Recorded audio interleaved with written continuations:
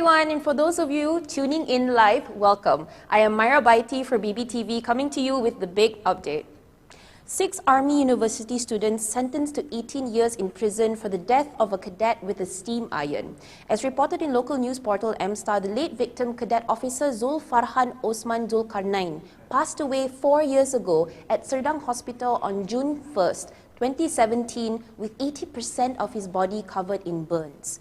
The case was recently concluded, and Malaysia Kini reports the court confirmed the 90 burn wounds inflicted did cause his death. However, the presiding judge, Dato' Azman Abdullah, ruled the murder was not premeditated, finding them guilty under Penal Code 304 for causing death by negligence. The charge carried a jail sentence of up to 30 years or a fine or both. According to local media outlet Utusan, the ruling saved the 6 students of the National Defence University of Malaysia from the death penalty, which they were originally on trial for. In an interview with Malaysia's New Straits Times, Judge YB Datuk Paduka Haji Azman bin Abdullah pointed out that the burn marks on the deceased victim's body were present all over except for his face and his hands, demonstrating the meticulousness of the accused. If the deceased were to wear a long-sleeve shirt, the marks would be hidden. That was how meticulous they were. They, the accused, also told the court that they loved the deceased. Maybe if they did not love him, they would press the steam iron onto his face, and probably there would be more than 90 burn marks on the deceased's body, said Azman. In the death of Zulfarhan, 12 other students were also sentenced under Section 330 and Section 340 of the same Act, which carries the sentence of a maximum of 7 years in prison and a fine. While the deaths from similar cases are relatively rare, Zulfarhan's case echoes a similar incident in 2010, where a 16-year-old student from Royal Military College passed away due to suspected ragging, and the death of 18-year-old T. Naveen in 2018 by 4 of his peers. According to Rage documentary Building a Bully, T. Naveen's early reports showed he was found with internal bleeding in his head and abdomen, burns on his back, and signs of a blunt object inserted into his anus. Recent reports have clarified that while there is no evidence an object was inserted into the anus, there is evidence of an anal tear. The case of the deceased T. Naveen is currently ongoing trial in High Court, which has been postponed to December, according to local media The Star.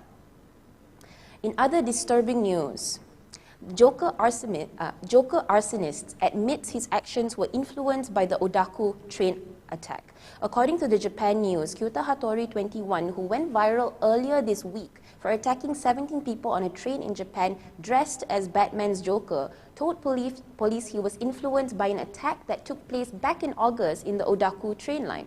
An official from the Tokyo Metropolitan Police Department said Hattori noticed that while the Odaku attacker used cooking oil to start the fire, the flames did not spread, and so he learned.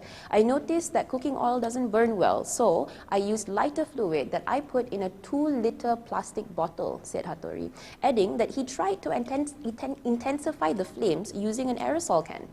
Here is a video of the fires recorded by Twitter user @sis33.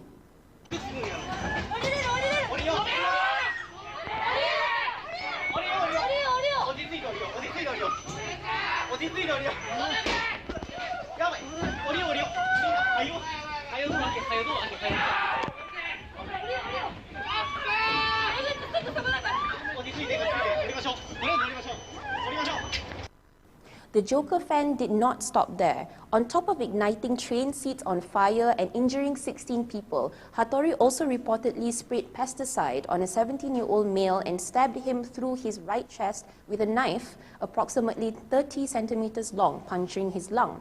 The elderly man in question is in critical condition. The 21-year-old Japanese man reportedly told the police that he hoped the attack would result in his death. He said, I messed up at work around June and wasn't getting along with friends. I wanted to die. I thought that if I killed 2 or more people, I would get the death penalty. It didn't matter who they were, said Hattori. Hattori is still being investigated by the police for suspicion of attempted murder. That was the big updates from me today, but we at BBTV want to know, what do you think of these news? Let us know in the comment section below, and while you are there, why not like or share the video to your friends? And for more news, please do subscribe to our YouTube channel, bigbluetv.com. You can also follow us on Facebook at bbtv.my or subscribe to our news portal on bigbluetv.com for our special segments. I am Myra Baiti for BBTV, and this has been the big update.